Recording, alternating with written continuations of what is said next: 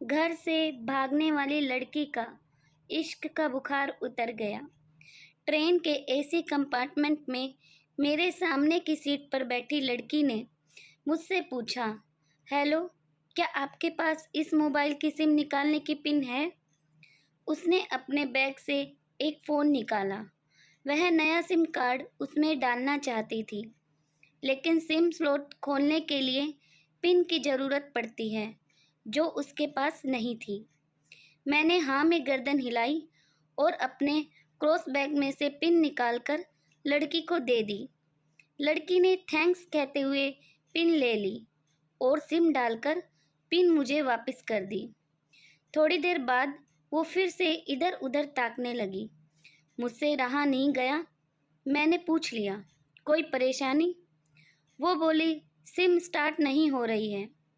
मैंने मोबाइल मांगा, उसने दिया। मैंने उसे कहा कि सिम अभी एक्टिवेट नहीं हुई है, थोड़ी देर में हो जाएगी। एक्टिव होने के बाद आईडी वेरिफिकेशन होगा, उसके बाद आप इसे इस्तेमाल कर सकेंगी। लड़की ने पूछा, आईडी वेरिफिकेशन क्यों? मैंने कहा, आजकल सिम वेरिफिकेशन के बाद एक्टिव होती है। जिस नाम से ये सिम उठाई गई है उसका ब्यौरा पूछा जाएगा, बता देना। लड़की बुदबुदाई। ओह। मैंने दिलासा देते हुए कहा, इसमें कोई परेशानी की कोई बात नहीं है। वो अपने एक हाथ से दूसरा हाथ दबाती रही, मानो किसी परेशानी में हो। मैंने फिर से विनम्रता से कहा, आपको कहीं कॉल करना हो तो मेरा मोबाइल इस्तेमाल कर लीजिए। लड़की ने कहा, जी फ़िलहाल नहीं, थैंक्स, लेकिन ये सिम किस नाम से खरीदी गई है मुझे नहीं पता। मैंने कहा, एक बार एक्टिव होने दीजिए, जिसने आपको सिम दी है उसी के नाम की होगी। उसने कहा, ओके, कोशिश करते हैं। मैंने पूछा, आपको स्टेशन कहाँ है? लड़की ने कहा, दिल्ली। और आप? लड़की ने मुझसे पूछा। मैंने कहा, दिल्ली ही जा रहा हूँ, एक दिन का काम है। आप दिल्ली में रहती हैं या? लड़की बोली, नहीं नहीं, दिल्ली में कोई काम नहीं है, ना ही मेरा घर है वहाँ। मैं तो उत्सुकतावश पूछा। वो बोली, दरअसल ये दूसरी ट्रेन है जिसमें आज मैं हूँ और दिल्ली से तीसरी गाड़ी पकड़नी है, फिर हमेशा के लिए आज़ाद। आज़ाद? लेकिन किस तरह की, कैसे? मुझे फिर जिज्ञासा हुई, किस कैद में थी ये कमसिन अल्हड़ सी लड़की? लड़की बोली, उसी कैद में जिसमें हर लड़की होती है, जहाँ घरवाले कहे शादी कर लो, जब जैसा कहे वैसा करो। मैं घर से भाग चुकी हूँ। मुझे ताज्जुब हुआ, मगर अपने ताज्जुब को छुपाते हुए मैंने हंसते हुए पूछा, अकेली भाग रही हैं आप? आपके साथ कोई नज़र नहीं आ रहा? वो बोली, अकेली नहीं, साथ में कोई। कौन? मेरे पास ख़त्म ही नहीं हो रहे थे। दिल्ली से एक और ट्रेन पकड़ूंगी, फिर अगले स्टेशन पर वो जनाब मिलेंगे और उसके बाद हम किसी को नहीं मिलेंगे। ओह, तो ये प्यार का मामला है? उसने कहा, जी। मैंने उसे बताया कि मैंने भी लव मैरिज की है। ये बात सुनकर वो खुश हुई और बोली, वाह, कैसे, कब? लव मैरिज की बात सुनकर वो मुझसे बात करने में रुचि लेने लगी।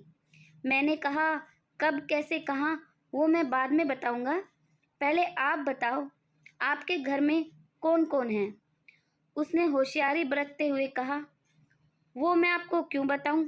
मेरे घर में कोई भी हो सकता है।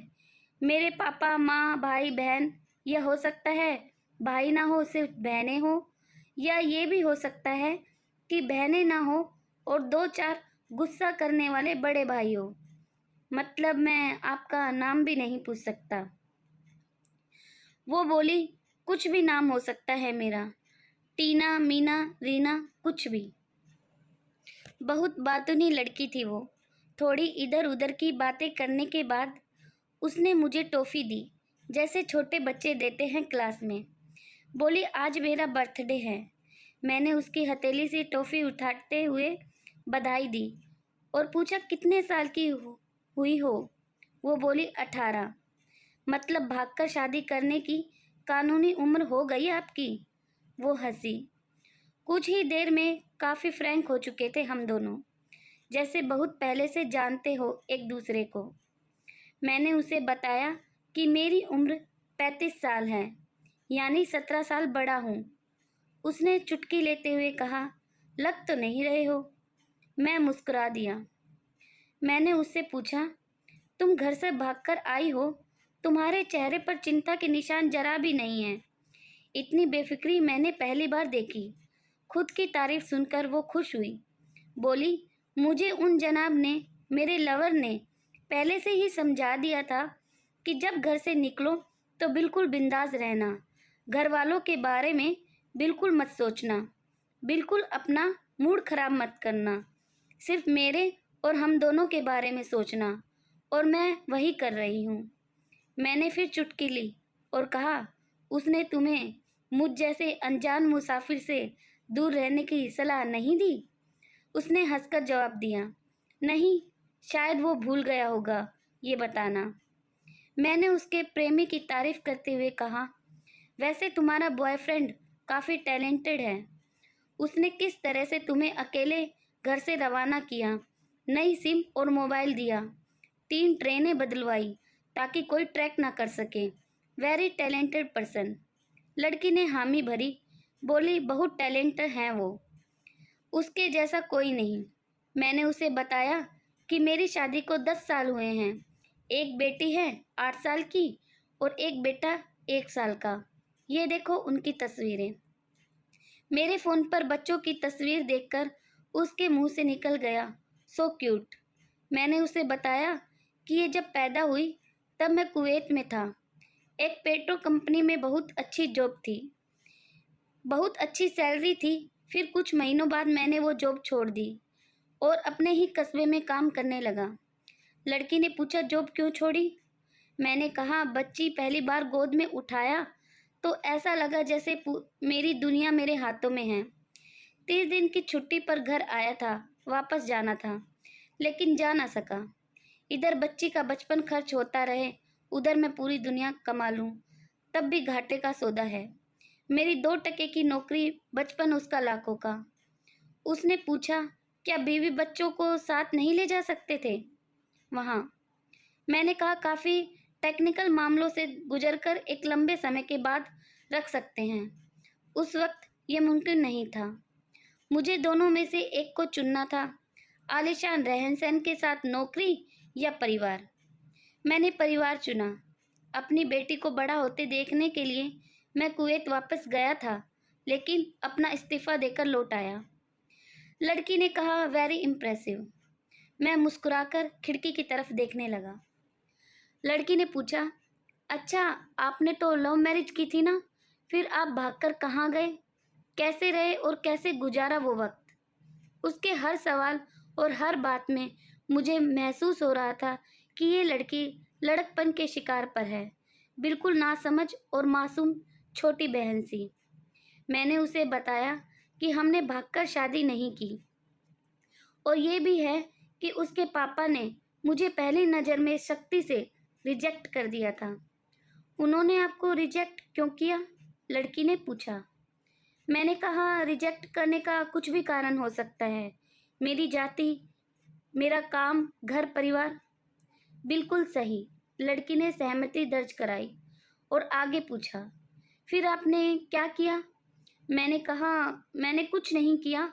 उसके पिताजी ने रिजेक्ट कर दिया, वहीं से मैंने अपने बारे में अलग से सोचना शुरू कर दिया था।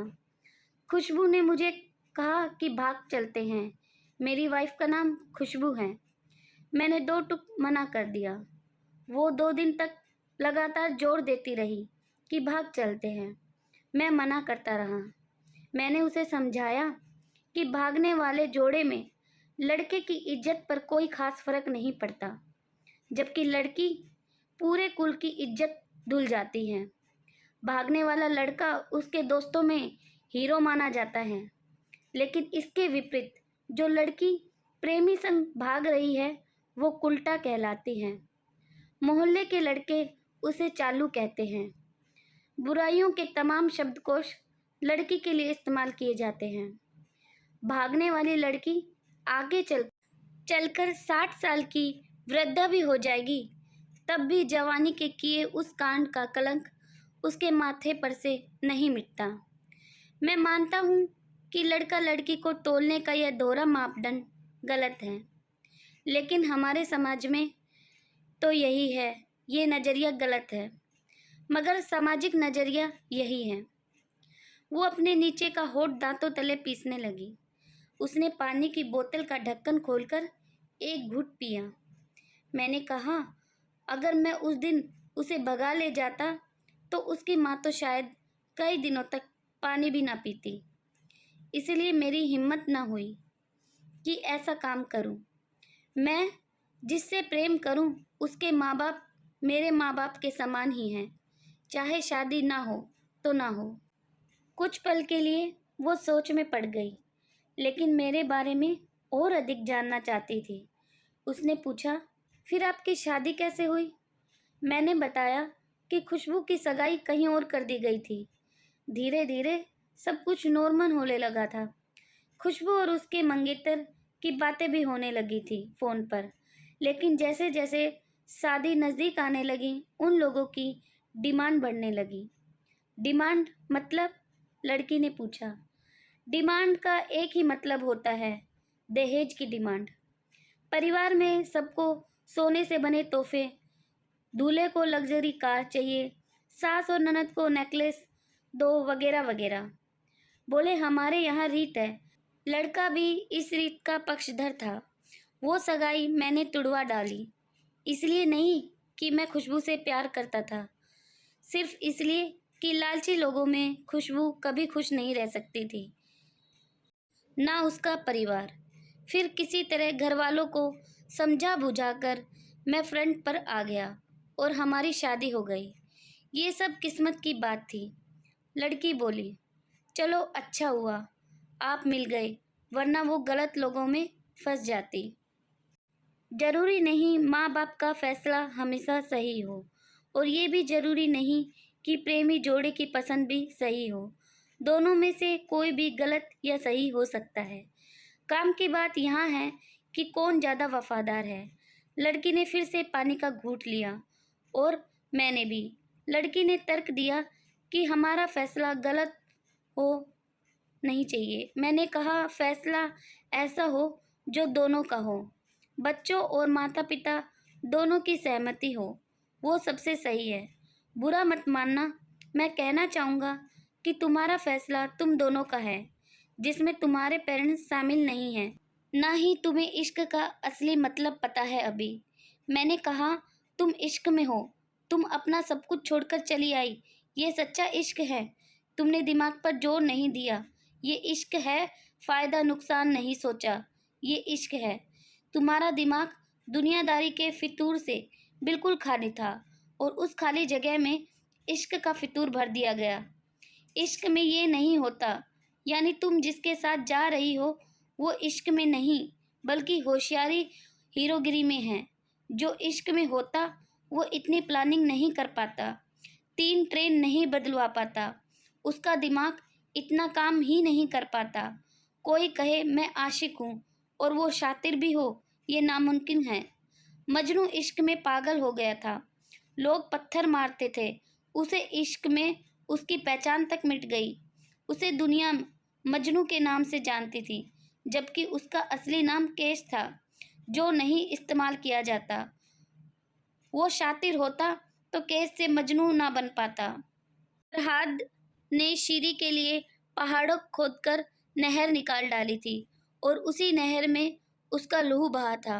वो इश्क था। इश्क में कोई फकीर हो गया, कोई जोगी हो गया। किसी मांझी ने पहाड़ तोड़कर रास्ता निकाल लिया, किसी ने अतिरिक्त दिमाग नहीं लगाया, चालाकी नहीं की। लालच, हवस और हासिल करने का नाम इश्क नहीं है। इश्क समर्पण करने को कहते हैं, जिसमें इंसान सबसे पहले खुद का समर्पण करता है, जैसे तुमने किया। लेकिन तुम्हारा समर्पण हासिल करने के लिए था, यानी तुम्हारे इश्क में लालच की मिलावट हो गई। लड़की अचानक खो सी गई। उसकी खिलखिलाहट एकदम खामोशी में बदल गई। मुझे लगा मैं कुछ ज़्यादा बोल गया, फिर भी मैंने जारी रखा। मैंने कहा, प्यार तुम्हारे पापा तुमसे करते हैं, कुछ दिनों बाद उनका वजन आधा हो जाएगा। तुम्हारी माँ कई दिनों तक खाना नहीं खाएगी, न पानी पिएगी, जबकि आपको अपने आशिक को आजमा कर देख लेना था। ना तो उसकी सेहत पर फर्क पड़ता, ना दिमाग पर। वो अक्लमंद है, अपने लिए अच्छा सोच लेता। आजकल गली मोहल्ले के हर तीसरे लोंडे लपाटे को जो इश्क हो जाता है, वो इश्क नहीं है, वो सिनेमा जैसा कुछ है। एक तरह की सट्टाबाजी, डेयरिंग, अलग कुछ करने का फितूर, और कुछ नहीं। लड़की का चेहरे का रंग बदल गया। ऐसा लग रहा था वो अब यहाँ नहीं है। उसका दिमाग किसी अतीत में टहलने निकल गया है। मैं अपने फ़ोन को स्क्रॉल करने लगा, लेकिन मन की इंद्री उसकी तरफ थी। थोड़ी ही देर में उसका और मेरा स्टेशन आ गया। बात कहाँ निकली थी और कहाँ पहुँच गई। उसके मोबाइल पर मैसेज की टोन बजी। देखा, सिम एक्टिव हो चुकी थी। उसने चुपचाप बैग में से आगे का टिकट निकाला और फाड़ दिया। मुझे कहा, एक कॉल करना है। मैंने मोबाइल दिया। उसने नंबर डायल करके कहा, सॉरी पापा, और सिसक सिसक कर रोने लगी। सामने से पिता भी फ़ोन पर बेटी को संभालने की कोशिश करने लगे। उसने कहा, पिताजी आप बिल्कुल चिंता मत कीजिए, मैं घर आ रही हूँ। दोनों तरफ से भावनाओं का सागर उमड़ पड़ा। हम ट्रेन से उतरे। उसने फिर से पिन मांगी। मैंने पिन दी। उसने मोबाइल से सिम निकाल कर तोड़ दी और पिन मुझे वापस कर दिया। दोस्तों, उम्मीद करती हूँ आपको ये कहानी पसंद आई होगी। अगर कहानी पसंद आई तो प्लीज़ वीडियो को लाइक कर देना, शेयर कर देना, साथ साथ चैनल को सब्सक्राइब जरूर कर देना। कहानी आप देखते हो पर सब्सक्राइब चैनल बिल्कुल भी नहीं करते हो, तो प्लीज़ चैनल को सब्सक्राइब जरूर से ज़रूर कर देना। कहानी को अंत तक पढ़ने के लिए धन्यवाद।